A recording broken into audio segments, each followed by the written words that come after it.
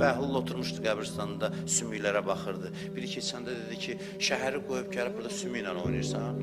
Qəbirstanlıqda olur, heç köhnə qəbirstanlıqlara sümüklər çıxır, mən görmüşəm.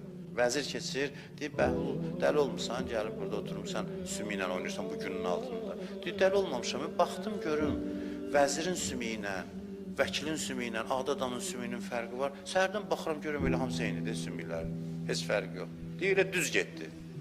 Heç nə də, düppədüz də getdi. Sözünü aldı da, ona çatdırdı ki, nədir bu? Axırı budursa, dəyər vəzifəyə görə özü öldürməyə, şan şöhrətə görə özü öldürməyə. O məqamda nə fərqi var, sən kimsən, hansı stolun sahibisən, fərqi var.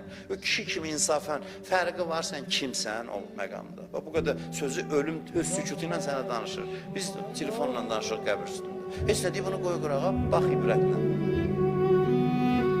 Cəhənnəm sözünü xal